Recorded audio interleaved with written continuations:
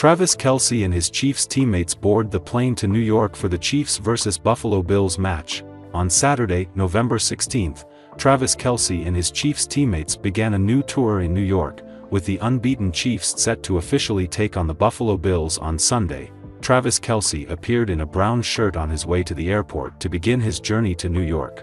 Coach Andy Reid, who was seen leading the Chiefs team onto a United Airlines Boeing 777, was also seen boarding the plane. The Chiefs team, led by Patrick Mahomes and Travis Kelce, were all present before the plane took off from Kansas City.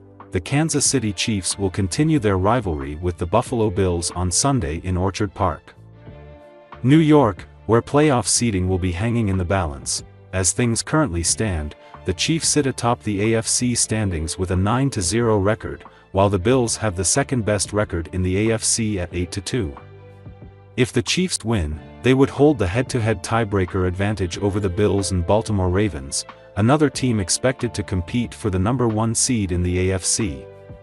This week, the Ravens travel to Pittsburgh to take on the Steelers, another team hoping to make a push for the AFC's lone first-round playoff bye and home field advantage. The Steelers are 7-2 while the Ravens are 7-3. The Chiefs will play the Steelers in Pittsburgh on Christmas Day. There are still a lot of games to play, but a Chiefs win would set them up nicely for the number 1 seed. Meanwhile, a loss to the Bills would still leave the Chiefs at the top of the conference, but losing the tiebreaker to Buffalo could be costly. Despite both teams boasting conference-leading records, the Chiefs and Bills have taken different paths to get there to this point in the season. The Bills have only beaten one team with a winning record, thanks to a 31-10 win over the Seattle Seahawks when they were 4-3. The Seahawks are now 4-5 and at the bottom of the NFC West. On the other hand, the Chiefs have defeated 4 teams who are currently in playoff position with wins over the Ravens, Denver Broncos, Los Angeles Chargers and Atlanta Falcons, in addition to the San Francisco 49ers, who have a winning record. The Chiefs are the more battle-tested team and should be able to use that to their advantage as they try and get an upper hand on the Bills not only this weekend, but for the long haul. Both teams have been battling injuries and will not be at full strength this weekend. The Chiefs continue to be did this in practice. Tried it on Thursday and tried to warm up and get going, and then wasn't able to do it. Then we took care of that. Then it was confirmed what it was, and so he ended up having surgery this morning. So surgery was successful. We'll see how it all goes time-wise. I mean, I can't tell you time-wise, but and within that, we brought in Spencer Schrader to come in and do the kicking. He's a young guy, so his resume isn't long, but the ones he's had, he's done a nice job with, and Beach felt comfortable with that, along with Dave Tote. So we invite him in, and he can do the kicking going forward here until Butt is able to return. So with that, time's yours. It's a meniscus, was that right? Yeah. You said you don't have a timetable here, but you are expecting him back at some point? Yeah. What do you guys like about the new guy? Yeah, he's got a very strong leg, and he's done well. He ended up, they used him, obviously, elevated him at the Jets. So they had a couple kickers there, and obviously they favored him. Any particular challenges for a young guy coming in late in the week to do this job? I don't think as much of that as just being a young guy in this situation. I mean, but the kid's traveled around the world here a little bit, playing soccer, and has a strong leg, and he kicked at Notre Dame last year, so it's not the first big crowd to be in front of, so I think he'll be all right. Andy, can you describe just the confidence that you've had in Harrison and how that's going to be effective, particularly like late game scenarios? The Bengals, you kind of know. Yeah, listen, I mean, he's done phenomenal. He's a great kicker.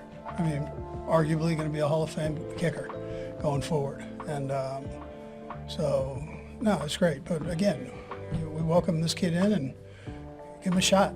So, Coach, is it still the same as when you and Pacheco another week? And yes. Optimism for Juju. Yeah, and both those guys, I thought did a nice job with this week. They were working on a scout team and moved around well. So they'll be listed as out. And then Juju's had a good week. So as our other guys have in preparation against a good football team. You had quite a few guys get hurt. You have to deal with that all the time. I mean, you always just kind of focus down and just don't worry about that stuff. Do you feel like this is more than normal? I mean, now you got your best players kind of getting hurt in practice, and how do you just deal with that as an organization? As a coach, you go forward. I mean, that's what you do. And so you don't sit there and let that stall you. You move forward and you stay optimistic with it. So in this case, I don't really know the kid, but I look forward to seeing him do his thing. And he's supposed to be a pretty good player. Coach, you mentioned not really knowing. Does that change? Does that change things for you in game? No. I'm gonna let him kick. Okay, thanks, Coach. All right. Without wide receivers Marquise Hollywood Brown, Rassie Rice, and Sky Moore. Tight ends Jared Wiley and Jody Fortson are out for the season. Cornerback Jalen Watson is out for the year. New this week, kicker Harrison Butker will miss at least 4 games due to a knee injury. The Bills will be missing rookie wide receiver Keon Coleman and tight end Dalton Kincaid on Sunday. Linebacker Matt Milano is making his way back from IR but won't be ready for the game this weekend. Wide receiver Amari Cooper and offensive tackle Spencer Brown are both questionable. It's rough for both squads. How about some good news for the Chiefs? Running back Isaiah Pacheco and defensive end Charles Omenihu are back to practice but still working their way back from IR. Even though they won't be available against the Bills, it is a positive development in Kansas City. Giving the Chiefs the energy of Pacheco on offense to pair with Kareem Hunt and what he's brought to the table over the past month is going to be exciting to watch. Adding Omenihu to the pass rush rotation is going to energize the defensive side of the ball. Already a strength of this team. More good news, Juju Smith-Schuster is expected to make his return this week, carrying no game day injury designation for Sunday. This will be the first time recently acquired wide receiver DeAndre Hopkins and Smith-Schuster will play together. By the time the playoffs roll around, having those two options along with Brown and Xavier Worthy will be quite the grouping for Mahomes. That doesn't even include future Hall of Fame tight end Travis Kelce, who will also remain in the mix. No matter what happens in the game this weekend, it may not be the last meeting between these two teams this season. The Bills have a tough schedule down the stretch, but with the way their division is shaping up, they should be able to win the AFC East comfortably. The Chiefs' schedule never lets up, but they should be able to win their division as well. When it's all said and done, there's a good chance one of these teams is the 1 seed in the AFC and the other could be the 2 seed. If it all goes according to plan, it could set these two teams on a collision course for another epic postseason battle as the Chiefs go for their 3rd consecutive Super Bowl championship. It's a Week 11 game. It's no bigger or no less than the last 10 games we've had, the Buffalo Bills quarterback maintained during his midweek press conference. I know the media perception, the fan perception and what this game means. But for us, it's just Week 11 for us. Yeah, right. The Kansas City Chiefs are coming to town as the NFL's only undefeated team, 9-0, and the matchup at Highmark Stadium is the biggest game of the NFL season, so huge that CBS will air its NFL Today show on location. Maybe, just maybe if the Chiefs stumble, a Buffalo victory could be a tiebreaker edge that would allow it to host the AFC Championship game.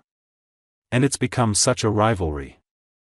The Bills have had Super Bowl visions for a few years now, but 3 of their past 4 seasons have ended with heartbreaking playoff losses to the Chiefs. That makes Kansas City, 2-time defending Super Bowl champs, a certified demon for Allen Company. Go ahead, tell yourself it's just another game. It's something we talk